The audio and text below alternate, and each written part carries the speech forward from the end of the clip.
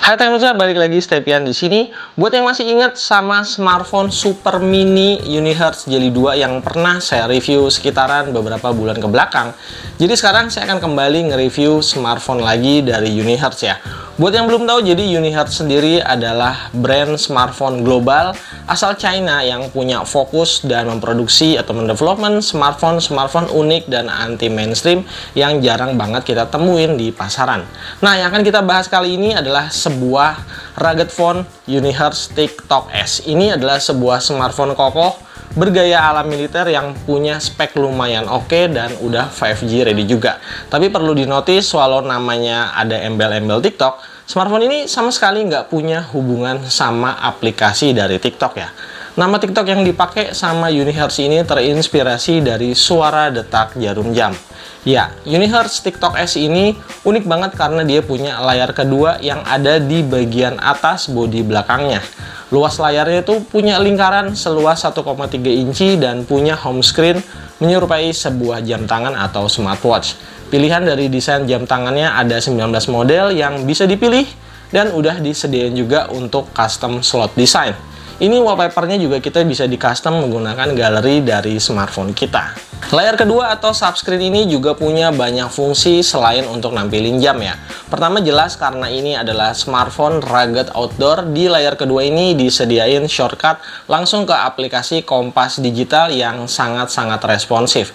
Selanjutnya ada shortcut juga untuk akses kontrol ke musik player. Dan yang terakhir ada juga shortcut untuk kamera. Ya, dengan layar kedua ini kita bisa langsung ngebuka kamera tanpa harus ngebuka layar utama dan menjadikan subscreen ini sebagai viewfinder atau juga preview dari foto yang udah kita ambil. Konsepnya kurang lebih sama lah kayak di Galaxy Z Flip-nya Samsung. Cuma bedanya di sini Unihertz TikTok S hanya bisa untuk ngambil foto aja ya. Jadi belum bisa untuk ngambil video recording. Untuk hasil kameranya sendiri mungkin ini tuh nggak terlalu impresif ya, mengingat ini adalah smartphone rugged outdoor. Jadi di belakangnya ada kamera utama 64 megapiksel dan kamera makro 2 megapiksel. Sementara di kamera selfie-nya punya resolusi 32 megapiksel. Nah, kira-kira berikut ini beberapa hasil sampel kameranya.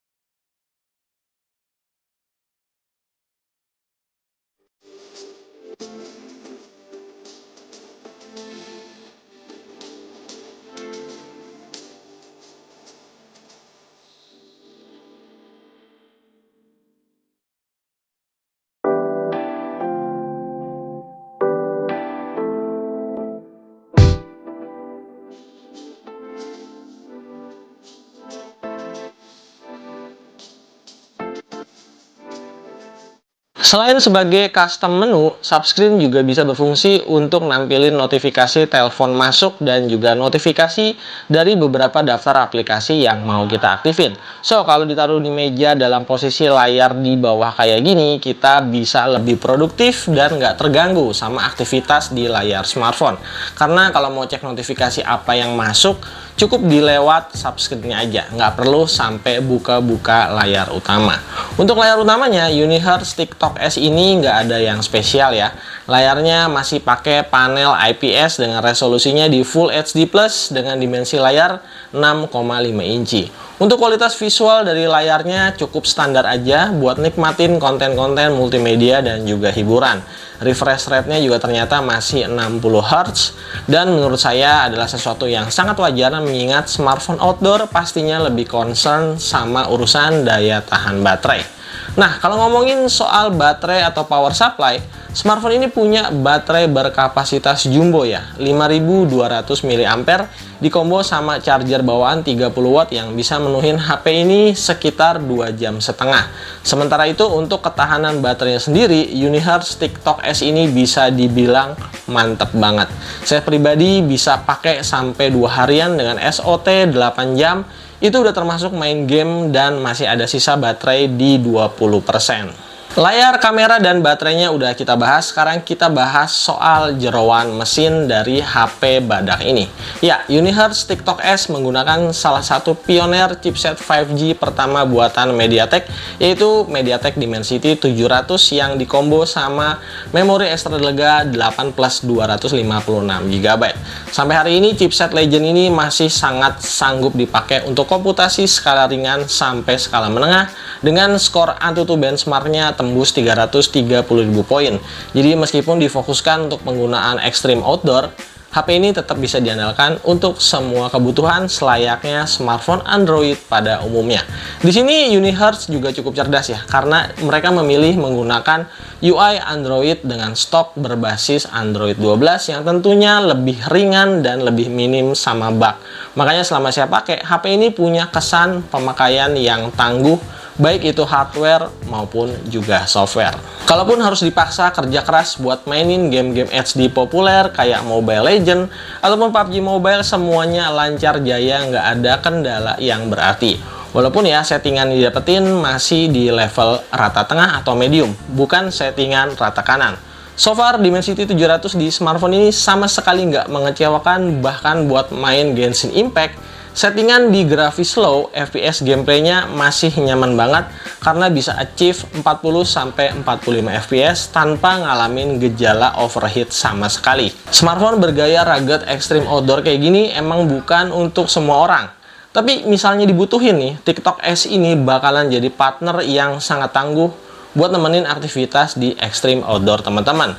Beratnya aja bisa nyentuh nyaris 300 gram. So, untuk daya tahannya jelas ya. Bodi smartphone ini tuh keker luar dalam karena punya semua jenis perlindungan yang dibutuhin ya. Misalnya kayak frame bodinya terbuat dari metal, terus proteksi IP rating IP68 yang udah jadi standar proteksi HP flagship saat ini. Ada fitur shock resistant juga kalau jaga-jaga kejatuh nggak sengaja. Bahkan di paket pembeliannya masih dikasih soft case yang tebel banget buat nambahin ekstra perlindungan.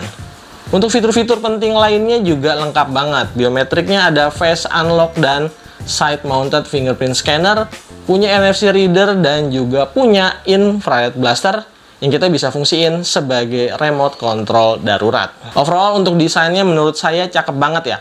Walaupun ini jenisnya rugged phone, tapi dia malahan punya banyak aksen tegas dan futuristik, jadi kayak ala-ala smartphone gaming. Ditambah lagi di bagian sisi kirinya ada dua red button dedicated, bisa difungsikan sebagai beragam shortcut yang kita bisa pakai kalau dibutuhin. Terakhir, untuk harganya nih, smartphone ini dijual dengan harga $269 atau kalau dikonversi jadi sekitar 4 juta rupiah. Harga tersebut udah include sama ongkos kirim, tapi belum termasuk pajak dan lain-lain. Total pajaknya sendiri sekitar 900 ribuan, dan karena ini jatuhnya smartphone yang masuk resmi, makanya IMEI di kedua SIM cardnya bisa dipakai semua provider di Indonesia secara permanen dan nggak perlu takut kena blokir. Nah, buat yang berminat, link pembeliannya di Unihertz Store-nya udah saya taruh di bawah. Oke, sekian video kali ini, like dan share dan subscribe juga video ini kalau dirasa bermanfaat.